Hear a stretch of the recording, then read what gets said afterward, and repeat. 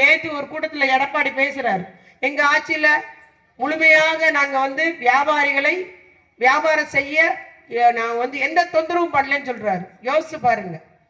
சாத்தாங்குளத்துல ஜெயராஜ் பெனிக்ஸ்னு ஒரு வியாபாரிகள் அடிச்சே கொண்டாங்க. எதுக்கு அடிச்சு கொண்டாங்க? 7 மணிக்கு மேல கடை திறந்து வச்சுட்டாருன்னு. அதெல்லாம் மறந்து போனாங்க மக்கள் நினைக்கிறாங்க. அதே போல நம்ம ஊர்ல 9 ஆயிட்டாலே கடை அடைக்கணும். சால்னா இருந்தாலும் காவல்துறையினர் தெருவில் தூக்கி கொட்டுவாங்க, பொரோட்டா வள்ளி வீசுவாங்க. கடையடை யோசிக்க. திரேஸ்புரம் பஜார் எப்படி இருந்துச்சு யோசிச்சு பாருங்க. அவ்வளோ அடக்குமுறை. எந்த பஜார்லையும் கடை 9 மேல திறக்க முடியாது.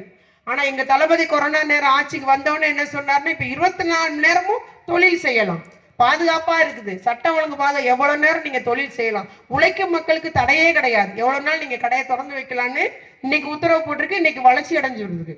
ஆனா எடப்பாடி இன்னைக்கு பொய்யா பேசிட்டு இருக்காரு. முந்தா நாள் ஒரு மீட்டிங்ல பேசிட்டு இருக்காரு, நாங்க அப்படி வச்சு எல்லாமே ஆகவே செஞ்சது எல்லாமே தலையாற்ற வேலை மட்டும்தான்.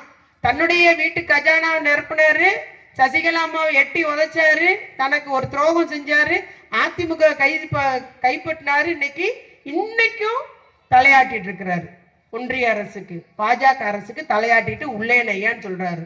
ஒரே ஒரு ரைடு வச்சாங்க அவருடைய சம்பந்தக்கார வீட்டுல, 765 கோடி கைப்பற்றப்பட்டது என்னன்னு ரைடு சொல்ல வச்சாங்க. உடனடியே என்னாச்சு? கூட்டணின்னு உடனே டெல்லிக்கு போனாரு, கூட்டணி போட்டு வந்துட்டார் எடப்பாடி. ஆகவே நீங்க தமிழ்நாட்டை அடகு வைக்கிறவங்க. ஆனா எங்களுடைய தலைவர் அப்படி அல்ல.